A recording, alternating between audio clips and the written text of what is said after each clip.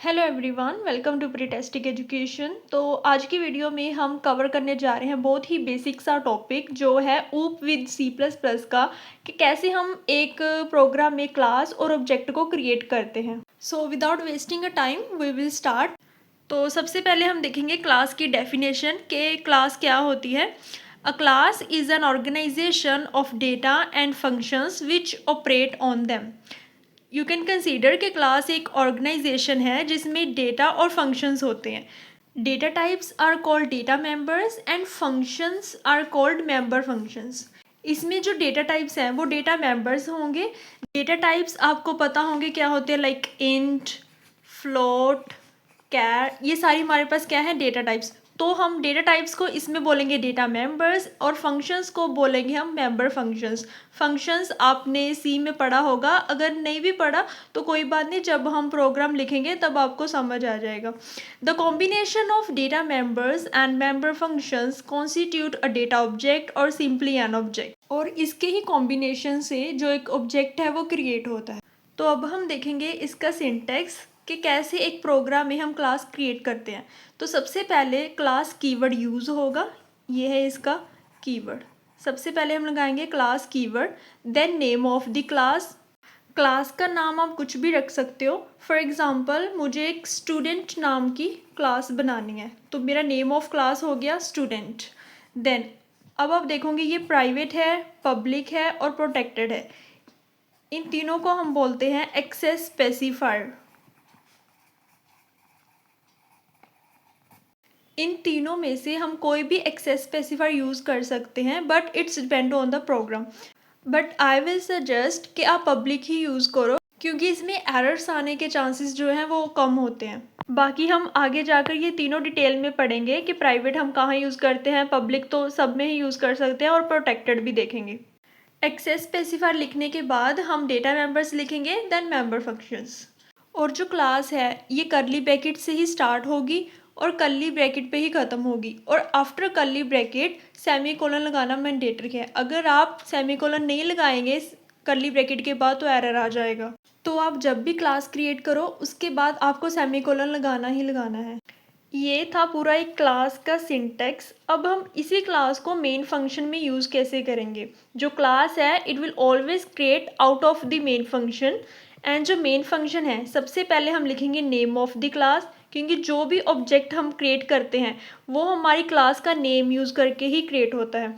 For example मेरी class का नाम है स्टूडेंट, तो मैं ऑब्जेक्ट क्रिएट कर सकती हूँ एस या S1। आप ऑब्जेक्ट का नाम कुछ भी दे सकते हो। फॉर एग्ज़ाम्पल मैंने यहाँ पर जैसे स्टूडेंट 1 की जो डिटेल्स हैं उसको स्टोर करना है, तो मैंने दे दिया S1। तो अब हम इनको एक्सेस कैसे करेंगे प्रोग्राम में। तो with the help of dot operator we access the object and the functions of the class. तो बेसिकली ये एक क्लास का सिंटेक्स था। बाकी जब हम आगे प्रोग्राम देखेंगे तो आपको और समझ आ जाएगा कि कैसे सारी चीज़ें एक्सेस हो रही हैं। तो क्लास हमने देख ली, तो अब हम थोड़ा बहुत ऑब्जेक्ट के बारे में पढ़ लेते हैं। So object is basically represents a particular instance of a class. आप ऑब्जेक्ट को इंस्टांस भी बोल सकते हो। In OOP the program is suppose to contain various objects. OOP में ज़रूरी नहीं है कि एक प्रोग्राम में एक ही ऑब्जेक्ट हो, आप बहुत सारे ऑब्जेक्ट क्रिएट कर सकते हो। Which interact with each other by sending messages, जो एक दूसरे से बातें भी करते हैं by sending messages. An object is a collection of data members and associated with member functions. तो जो ऑब्जेक्ट है बेसिकली कलेक्शन है डेटा मेंबर्स की। जो डेटा मेंबर्स मैंने आपको बताया है कि डेटा टाइप्स ही होती हैं, जो होता है int, float and associated with member functions, जो मेंबर फंक्शन के साथ भी संबंध रखता है। It is also known as method, इसको मेथड्स भी बोलते हैं। And basically it follows 3 things. Identity जो हो गया उसका नेम ऑब्जेक्ट का, अट्रीब्यूट्स कि उसके क्या फीचर्स हैं, और एक हो गया मेथड कि उसका बिहेवियर क्या है। आप ऑब्जेक्ट को एक रियल वर्ल्ड एग्जांपल की तरह भी देख सकते हो। फॉर एग्जांपल मेरा ऑब्जेक्ट है कार, राइट। तो सबसे पहले उसकी आइडेंटिटी क्या होगी, मतलब उसका नाम। नाम हो गया फॉर एग्जांपल स्कॉर्पियो। देन उसके फीचर्स क्या होंगे। फॉर एग्जांपल उसके फीचर्स हो सकते हैं उसकी एवरेज कितनी है, उसकी स्पीड, देन उसका मेथड मतलब वो काम कैसे करती है। तो अब हम आते हैं प्रोग्राम पर, जिसकी मदद से हम क्लास एंड ऑब्जेक्ट का जो कंसेप्ट है वो समझेंगे। तो सबसे पहले आ गया हेडर फाइल। हर एक प्रोग्रामिंग लैंग्वेज की डिफरेंट जो है हेडर फाइल होती है। ये है हमारा ओप विद C++, तो इसकी हेडर फाइल होती है include iostream.h। तो सबसे पहले out of the main function, यानी कि मेन फंक्शन से पहले हम अपनी क्लास क्रिएट करेंगे और अकॉर्डिंग टू सिंटेक्स सबसे पहले हम लगाएंगे अपना class keyword, then name of the class. यहाँ पर जो मेरी क्लास है उसका नाम है स्टूडेंट, तो आप यहाँ पर लिख लीजिए नेम ऑफ क्लास। तो मेरा नेम ऑफ क्लास क्या है, स्टूडेंट। देन ये आ गया मेरा एक्सेस स्पेसिफायर जो मैंने लगाया है पब्लिक। उसके बाद आ गया डेटा मेंबर्स, जो कि सिंटेक्स में था। एक्सेस स्पेसिफायर के बाद आपको डेटा मेंबर्स चूज़ करने हैं, देन उसके बाद मेंबर फंक्शंस। तो यहाँ पर मेरा डेटा मेंबर है इंट रोल नंबर। अब मैंने जो है स्टूडेंट का रोल नंबर स्टोर करवाना है, और वो फ्लोट या करेक्टर में तो होगा नहीं, इंटीजर्स में होगा। तो मैंने इंट नाम का एक रोल नंबर वेरिएबल ले लिया। उसके बाद आ गया मेंबर फंक्शन। अब मेंबर फंक्शन देखिए कैसे काम करता है। सबसे पहले जो रोल नंबर है वो मैंने एंटर करवाना है यूज़र से, तो मैंने वॉइड गेट डेटा नाम का एक मेंबर फंक्शन बनाया। हमारा मेंबर फंक्शन का नाम क्या है, गेट डेटा, राइट। तो इसमें मैंने सी आउट करवाया एंटर रोल नंबर। तो यहाँ पर यूज़र ने एंटर कर दिया रोल नंबर। फॉर एग्जाम्पल मेरा रोल नंबर है 32, राइट। से एंटर करवाने के बाद जो रोल नंबर है मैंने उसको डिस्प्ले भी करवाना है। तो यहाँ पर मैंने एक और मेंबर फंक्शन बनाया जिसका नाम है डिस्प्ले। तो उसमें मैंने सी आउट कर दिया रोल नंबर।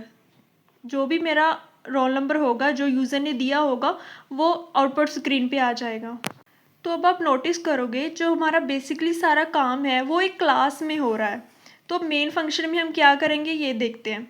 तो आगे मेन फंक्शन, सबसे पहले इसको सारे डेटा को एक्सेस करने के लिए हम एक ऑब्जेक्ट क्रिएट करते हैं। मेन फंक्शन में हमारा बेसिकली काम होता है ये जो पूरा डेटा है इसको हम कैसे एक्सेस करेंगे। तो एक्सेस करने के लिए सबसे पहले हम एक ऑब्जेक्ट क्रिएट करेंगे, और ऑब्जेक्ट किसके साथ क्रिएट होता है, with the help of name of the class. So मेरा क्लास का नेम क्या है, स्टूडेंट। तो मैं सबसे पहले लिखूंगी स्टूडेंट जो कि है नेम ऑफ क्लास, देन अपना कोई भी ऑब्जेक्ट बनाऊंगी, और ऑब्जेक्ट आप कोई भी नाम दे सकते हो। और यहाँ पर मेरा ऑब्जेक्ट है एस, राइट। और भी इसको मैं एक्सेस करूँगी। जो हम एक्सेस करते हैं वो होते हैं हमारे मेंबर फंक्शन, जो हम एक्सेस करते हैं यूजिंग डॉट ऑपरेटर। तो मेरा सबसे पहले आएगा ऑब्जेक्ट नेम जो कि है एस, देन डॉट ऑपरेटर। तो सबसे पहले हमारा जो मेंबर फंक्शन है वो है गेट डेटा। तो एस डॉट गेट डेटा का मतलब है कि जो गेट डेटा नाम का फंक्शन है उसको कॉल लग गई, और जब उसको कॉल लगेगी वो देखेगा कि इसमें क्या हो रहा है, एंटर रोल नंबर, और यूज़र से इनपुट ली जा रही है, राइट। देन जो यूज़र है अपना वो एंटर कर देगा रोल नंबर कोई भी। उसके बाद क्या हो रहा है, एस डॉट डिस्प्ले, यानी कि अनदर जो एक मेंबर फंक्शन है उसको कॉल लगी, और उसमें क्या हो रहा है, जो रोल नंबर है उसको प्रिंट कर दिया।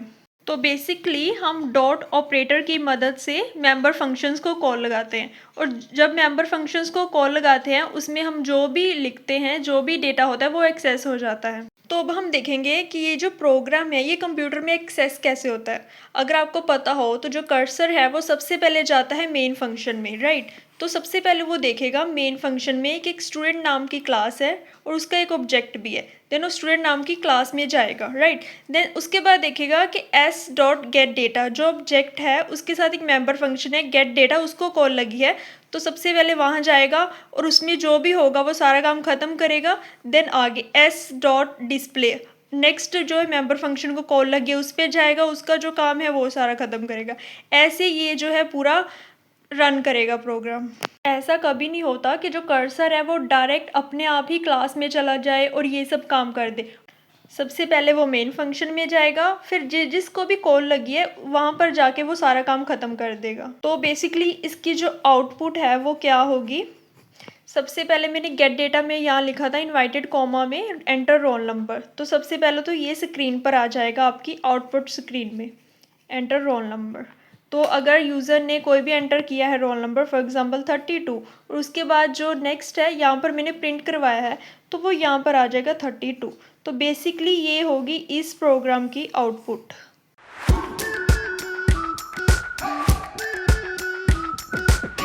We've been waiting for so long. We've been waiting for this अगर आप किसी और भी पर्टिकुलर टॉपिक पर वीडियो चाहते हैं तो आप हमें कमेंट सेक्शन में बता सकते हैं।